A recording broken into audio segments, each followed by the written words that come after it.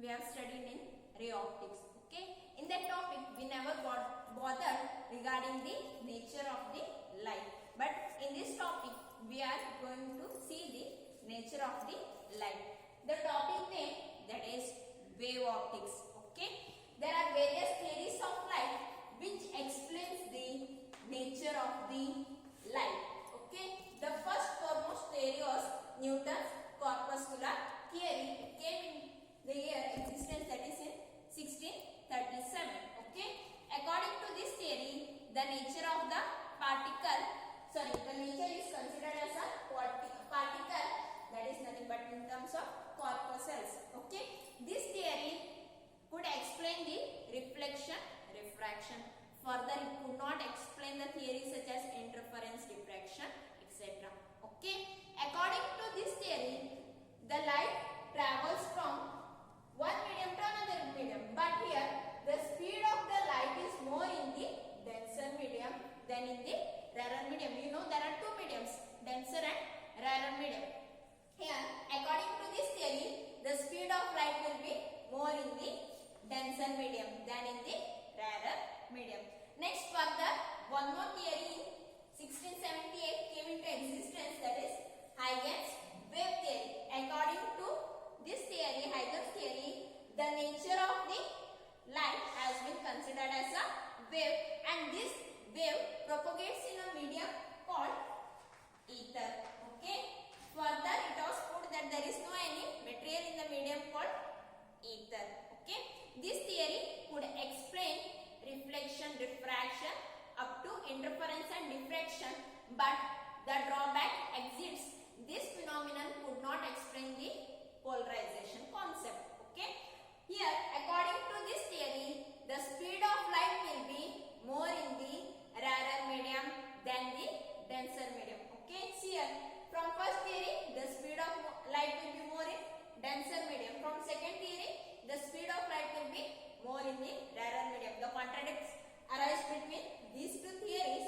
Finally, the scientist named Foucault proved that the speed of light will be more in the rarer medium. The scientist named Foucault proved that the speed of light will be more in the rarer medium than the denser medium. So when the light travels from rarer to denser, in the denser medium, the speed of light decreases, automatically decreases. Okay.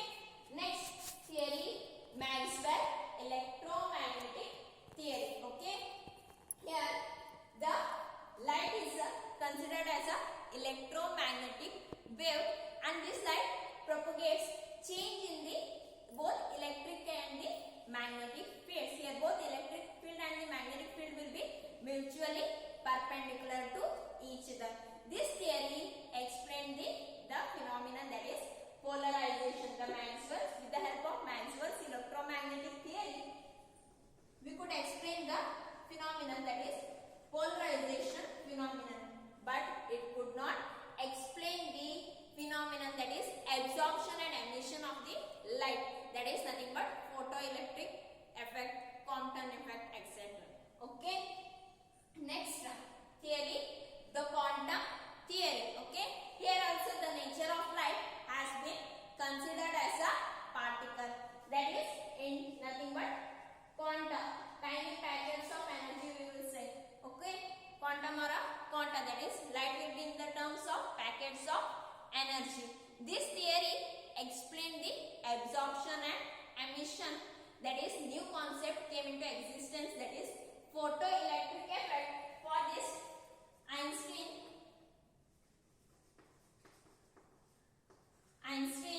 got the Nobel Prize in the year 1905. Okay. Next, so this theory explained only new concept, that is which one, that is Compton effect, photoelectric effect, Raman effect. Okay. But it could not explain remaining, such as which one, interference, diffraction, polarization. It could not explain that phenomenon. Finally, dual nature in modern theories, one more theory came into existence, that is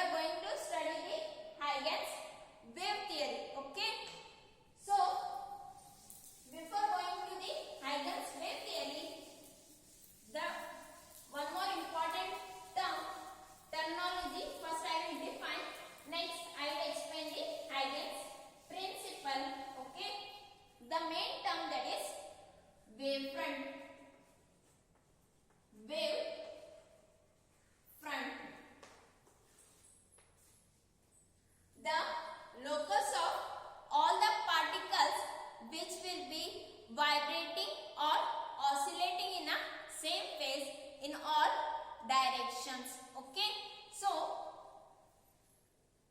if I consider a source, there is one single source.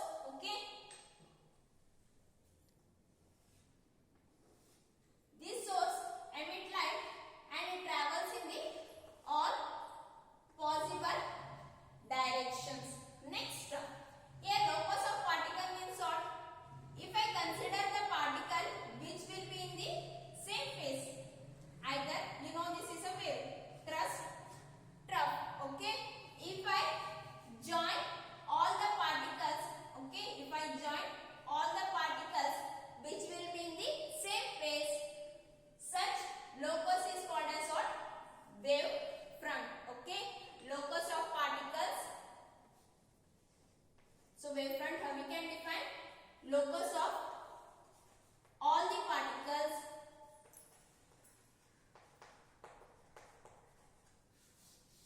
vibrating or oscillating with a same phase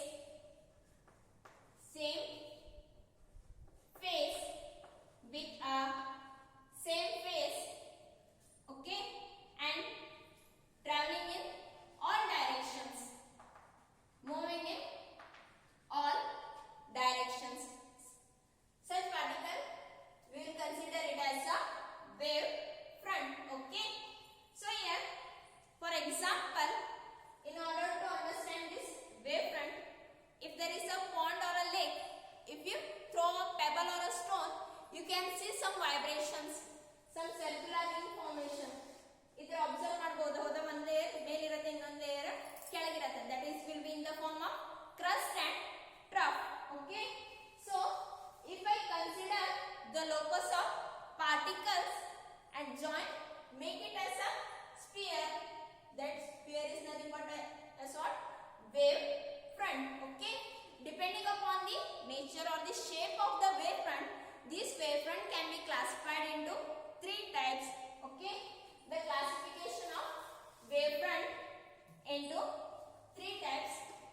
First one is spherical wave front.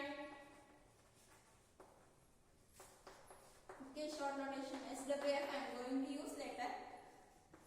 Cylindrical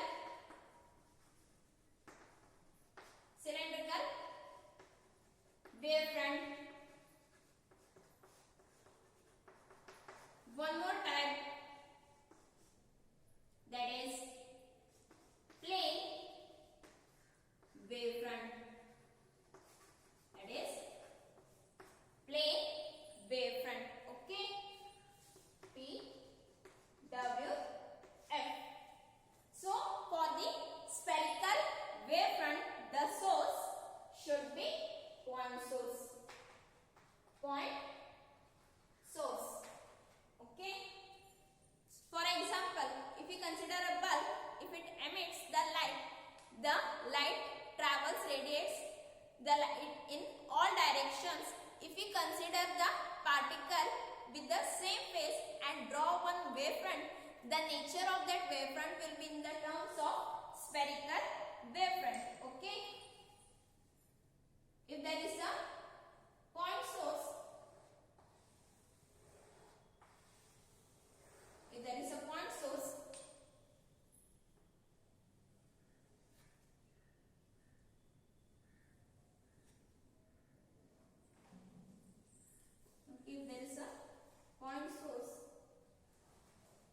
see the nature here. So in this point, if all the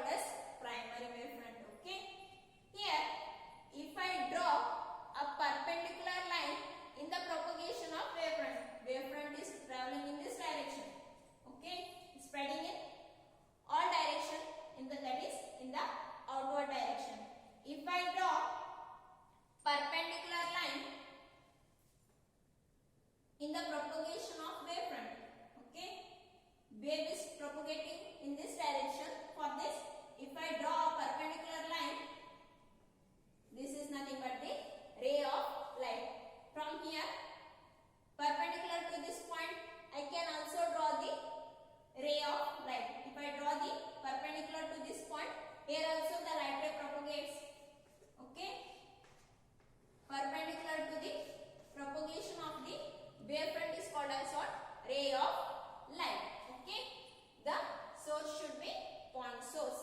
So you will get the spherical wavefront. Okay, next one is cylindrical wavefront. For the cylindrical wavefront, okay, the source should be linear. Okay, the source should be linear or slit-like structure.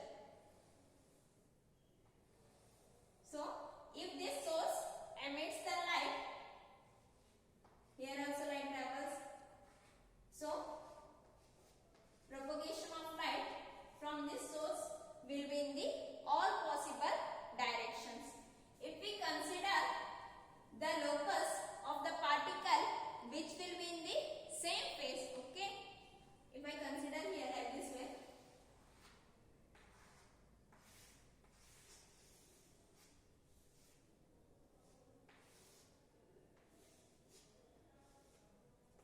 so at this position, in this locus, okay, the phase will be same and this shape of the wavefront will be in the cylindrical format. So it is called as what? Cylindrical wavefront. Here also, if you draw the perpendicular line for this, what you will get? The ray of light. Okay. So for cylindrical wavefront, the source should be what? It should be in the linear or in the slit manner. Okay. Next, plane wavefront. Okay. The long distance or the large distance of the source. Either it may be the source of cylindrical wavefront or it may be the source of that is spherical wavefront. If we consider the large distance from that source, the small portion which we consider, that will be our plane wavefront. See. So for this wavefront travels in all directions. If I consider one small portion here, if I consider one small portion, okay,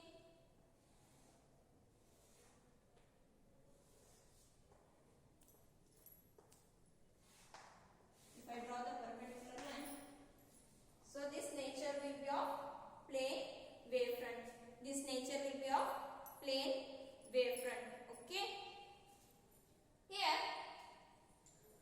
plane wavefront, it should be, the source should be far distance, nothing but it may be point source or cylindrical source. If I consider the large distance from the source, which type of nature I will get? I will get the plane wavefront. Okay. These are three types of wavefront, that is spherical wavefront, cylindrical wavefront, plane wavefront. For spherical wavefront, the source should be point source. For cylindrical wavefront, the source should be linear or in the slit manner. And for the plane wavefront, the far distance of the spherical wavefront and the cylindrical wavefront will get the plane wavefront. Next, let us study regarding the Huygens principle. Okay, Huygens principle is the geometrical method of obtaining the wavefront. Okay, it's the geometrical method of obtaining the wavefront through which we can know the position and the nature of the wavefront at later instant, but we should know the earlier nature and the position. Okay, so Huygens principle.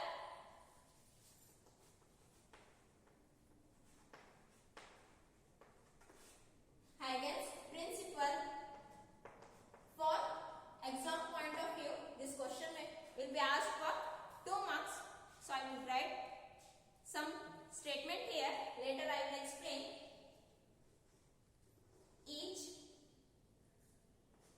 point, first statement is, each point on a wavefront, each point on a wavefront is a source of